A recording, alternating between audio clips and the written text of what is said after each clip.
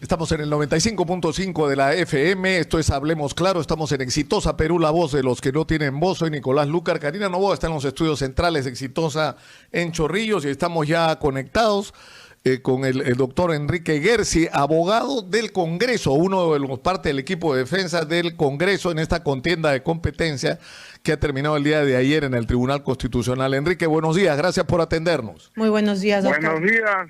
Buenos días, Nicolás, y querida Karina, un gusto saludarlos. Muy buenos días. La decisión del tribunal al equipo de defensa del Congreso le parece, le satisface, o sea, porque sin darles la razón se la están dando. Bueno, nos dieron la razón expresamente porque eso fue lo que pedimos. En primer lugar, una precisión que tú has hecho muy bien, querido Nicolás. Yo formo parte de un equipo dirigido por el procurador Manuel Peña, con el doctor Domingo García de la UND y el doctor Aníbal Quiroga.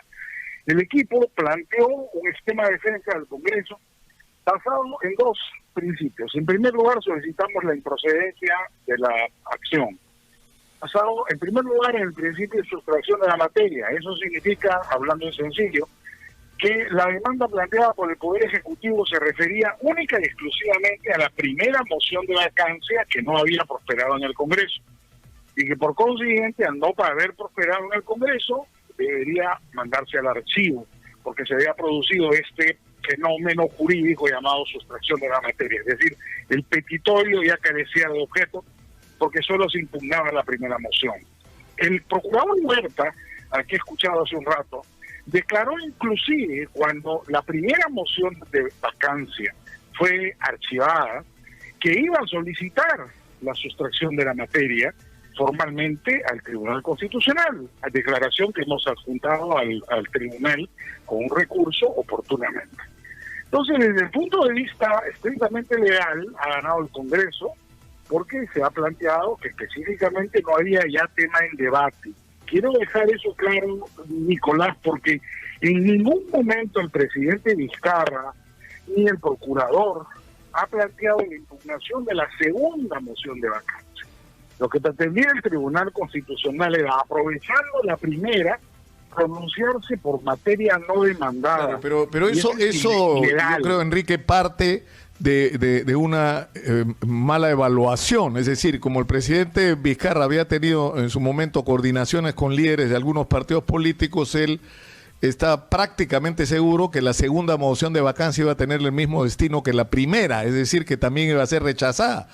Y para sorpresa de todos, comenzando por Martín Vizcarra, lo que ocurrió fueron 105 votos por la vacancia. Ahora, eso no termina de resolver el problema, porque seguimos enfrentados a una situación donde el artículo 113 de la Constitución dice que el presidente puede ser vacado por permanente incapacidad moral, pero no dice qué diablos es eso de la permanente incapacidad moral. Bueno, y terminamos en que si tiene los votos, bueno, pues es incapaz moralmente. Si no tiene los votos, no lo es. No, eso no es razonable. Mira, en primer lugar, el presidente, si están actuando por principio y no por oportunismo, ha debido plantear una contienda de competencia, nuevamente una cuestión competencial, respecto de la segunda moción.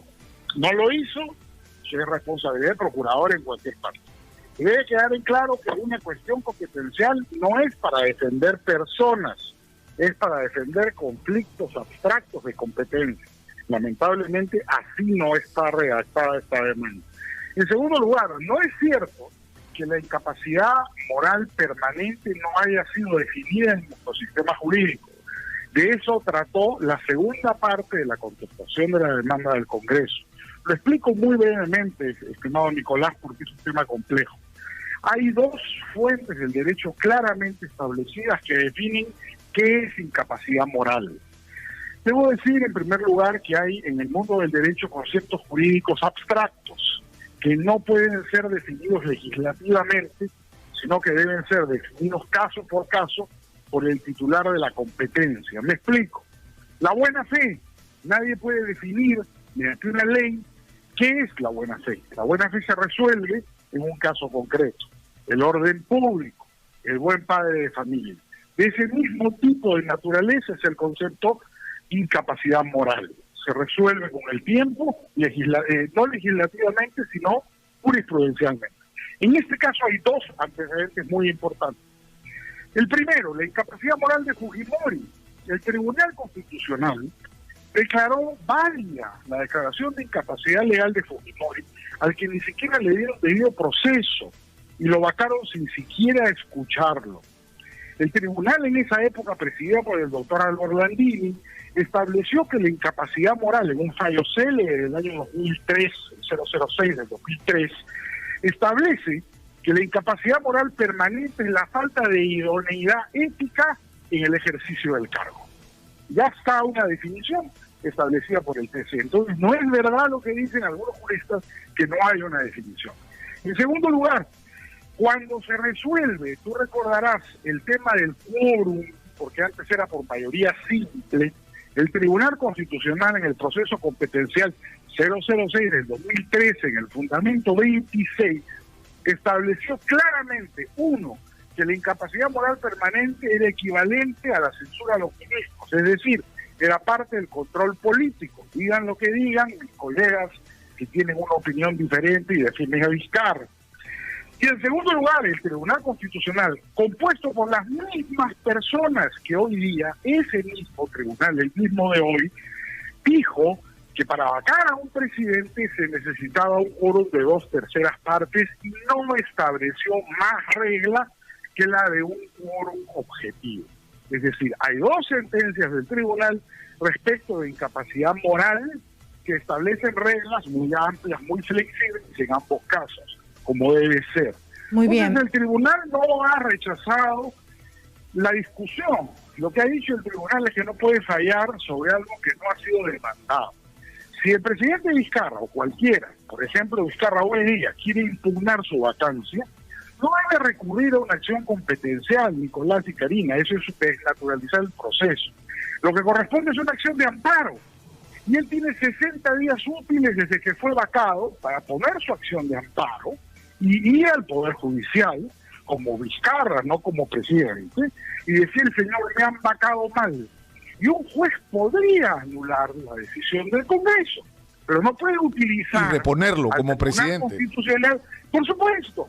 Pero esa es la vía correspondiente. Una consulta, porque estos son temas bastante técnicos, ¿no? Hay algo que nos dijo el procurador Huertas, que dijo, en el supuesto caso que la demanda hubiese sido, en realidad, dicha como procedente, ¿no?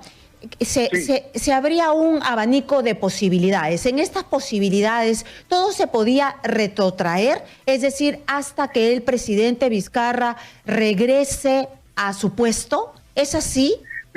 A ver, cómo no, con todo gusto te lo explico. Muchas gracias. Teóricamente sí, pero nunca estuvo en discusión, porque la ponencia de la doctora Ledesma, que es el voto en minoría, ¿no es cierto?, que ha trascendido además en los medios de prensa, porque, ojo, acá lo más gracioso es que estamos todos debatiendo sobre una sentencia que nadie ha leído, porque no se ha publicado. Así es. En realidad solo conocemos los trascendidos, ¿no? Pero es que yo lo que quiero entender, porque el tribuno Blume dice, esto generaría caos, entonces quiero tratar de entenderlo a él también, ¿no? Te explico. El punto, supongo, que estoy suponiendo la opinión de ellos, pero por lo que he leído en la prensa. El punto es el siguiente. La ponencia de la doctora Ledesma nunca planteó la reposición de Vizcarra. La ponencia que ha circulado por los medios y algún periodista me preguntó sobre ella anteayer, lo que sostenía es que la demanda era fundada en parte. No reponían a Vizcarra y sentenciaban a futuro, estableciendo una regla de 4/5 partes para que sea aprobada una moción y dos principios que eran tan imprecisos como la Constitución hoy día. Uno, que para vacar a un presidente tenía que haber una grave conmoción social, vaya uno a saber que es una grave conmoción social, y en segundo lugar, que para vacar a un presidente tenía que tratarse de una conducta moralmente reprensible desde el punto de vista del estándar moral de la sociedad. En un país pluriétnico, multicultural como el Perú, ¿cómo podemos saber cuál es el estándar moral de una persona? Entonces, nunca planteó nunca estuvo en discusión reponer a Vizcarra en el TC, pero era posible.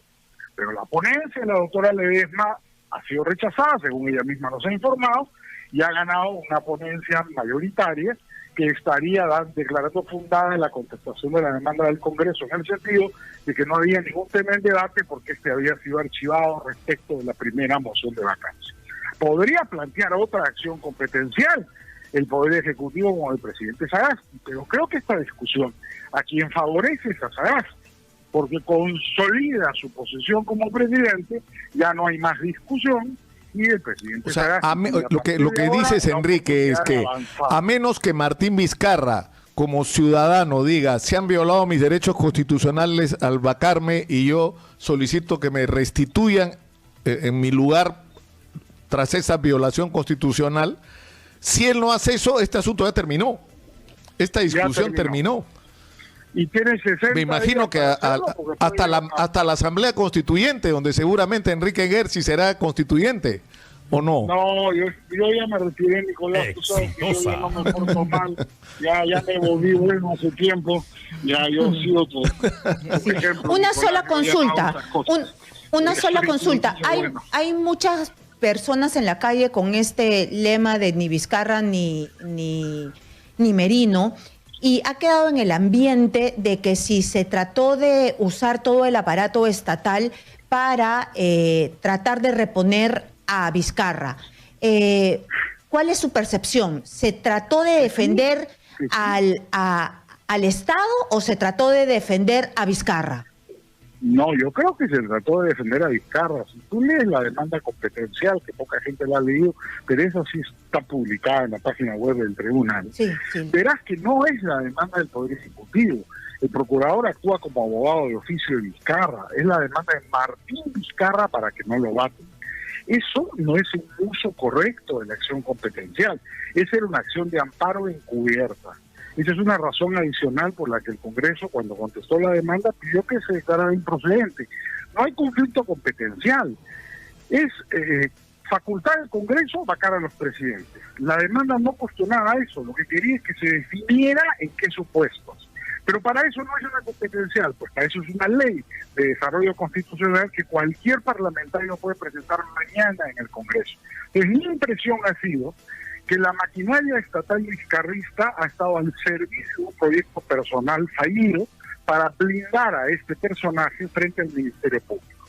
Ya hemos visto que ya le dictaron impedimento de salir del país, ya le abrieron investigación por una serie de delitos y ayer el fiscal supremo Pablo Sánchez ya definió que le investiga la bajada. Es decir, no le funcionó el blindaje a Vizcarra y que asuma su responsabilidad de ley, pero que no suma al Perú en una cuasi guerra civil por sus ambiciones personales. Muy bien, muchísimas gracias. Fue el doctor Enrique Gersi, abogado del Congreso de la República en